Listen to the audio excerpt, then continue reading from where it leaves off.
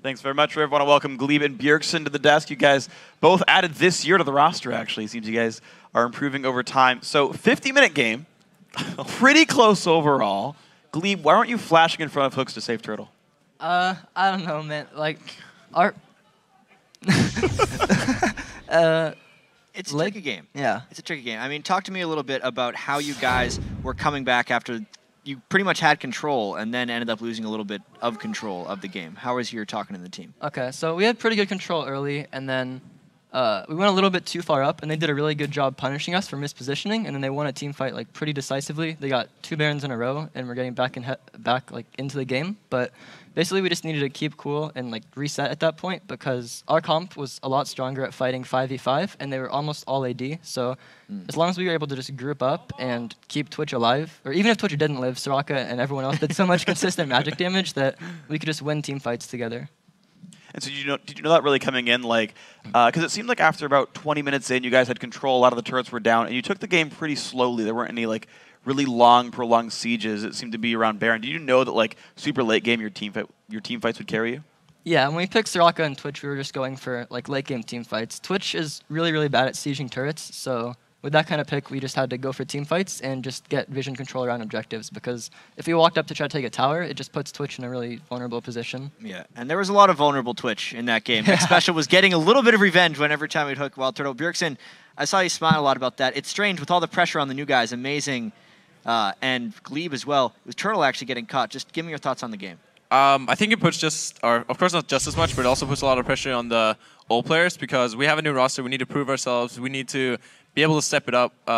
We're all, Darius, Turtle, and I are all feeling a lot of pressure too, and we really want to show the new guys, show the fans that our new lineup is just as good, and we can continue to improve with this new lineup. And I kind of have a personal curiosity because I've had this matchup discussion with a lot of players. The Soraka versus Yasuo. I've heard Skara call it a counter for Soraka. I've heard Boy say Yasuo does. How do you see the matchup? Because you had a good time with Soraka. It's such a strange matchup because I just feel like Yasuo is just pretty much useless against Soraka in teamfights because I think it's even a 3-second silence. And Yasuo's a very spammy champion. His Q is really his main damage source. And if he can't cast out while silence, his damage just goes down by a lot. And you can heal the target that he's damaging, giving him like 130 armor or something. So I feel like in lane, it's fairly even. Yasuo with ganks can definitely set up ganks on Soraka because he's so mobile and he can set up the knock-up into an ult. But I feel like in teamfights, Yasuo just can't really do much against Soraka. Yeah, notice you actually were managing to silence him before he would ever get to ult. There was one, he got like a 4-man knock-up on you guys, and as he dashes in, it's like, well, you're silenced. And you guys all landed before he got to ulti. So that worked really well for you guys. Let's actually break down into a couple of replays because you guys had a bunch of really fun teamfights. The first one, it's about 35 minutes into the game, if we can pull that one up on the screen. Mid lane, pretty explosive battle. This one does work well for you guys if one of you wants to walk me through it. Yeah, sure. Right now, we're pretty much in a position where we say if Darius gets hooked, we'll still be able to win the fight. We get a lot of damage on Expression and the root, most importantly. Yasuo gets a knock-up on me, and I don't know, they just focus me really hard. And I managed to stay alive for a long time, which just lets Turtle do damage.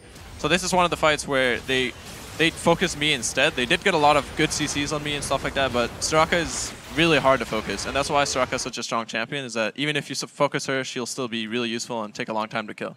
And I've actually had a lot of curiosity with Odd One and Xpecial departing from the team, how the shot calling is actually coming out. Glebe, I see you talking a lot, at least in the player games. Were you setting up anything vocally before that fight?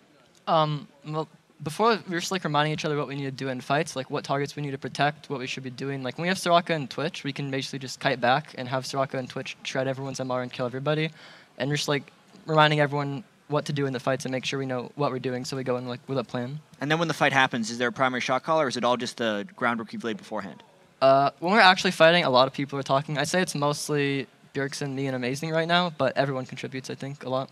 Awesome. And actually, speaking of, you said everyone doing the right thing in team fights. I noticed with that being a good battle, the one we just saw, where Turtle was killing everyone, what's your job as a support to keep him alive and keep him on the right targets?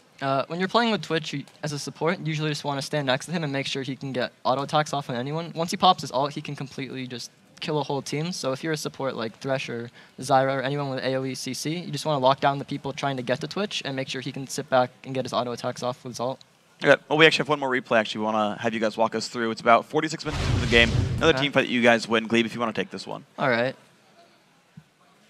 So we're just sitting mid right now, and then Voyboy jumps into us. He goes on me and Bjergsen, and before I die, I'm able to get my ult off. So even though I instantly die, Twitch is alive in the back, and he lives for a really long time before he actually dies. So he's able to get a ton of damage off in their backline. And even though he falls down, Dyrus and Amazing were able to clean up Cop, and from that point, we just finish off EpicSkillshot and win the fight. Yeah, it sounds like you have a pretty good understanding of your overall team fight strengths right there, and that was the silence Bjergsen was talking about right onto Yasuo. Was that probably the final turning point in the game when you guys knew you had it? I would say so, yeah. Because after that, we forced them to have a lot of waves coming towards their base, and we also killed an inhibitor, I believe. And then they can't really defend the Baron, because we did kill Kha'Zix, but even if Kha'Zix was alone, they were going to have a really hard time defending Baron with all the waves and inhibitor or super creeps running towards their base. So I feel like that's the point where we actually were like, I think we can't throw it again. I think we're good. Yeah. It's been a tough first 2 games. You guys had a rough time against Cloud9 yesterday. Tough win over Curse here. With the new players, it's really hard for you guys to kind of gel. On a scale of 1 to 10, how gelled would you guys say you are right now for your maximum potential? Gel, I guess, is like how good we feel. Yeah, your synergy. How's your synergy doing? On a I scale feel of 1 like to 10. our synergy is pretty good. Especially me and Amazing have pretty good synergy already. I call for a lot of counter ganks, and he's usually there. If we didn't really happen as much this game, but usually in scrims we do really well together. And I feel like the team is just mashes really well overall. And we do a lot of things as a team to keep up the synergy, and we like go to the beach and stuff like that to like stay. Because the more you're friends, the more your synergy is gonna prove in game. Glebe, how's you and Turtle?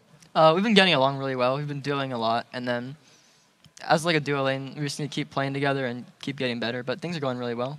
All right, well, since you're here, guys, congratulations on your win. Thank you for your time. We'll be seeing you guys play 2 more games, both today and tomorrow. But we've got more stuff to do. We've only just scratched the surface of our games today.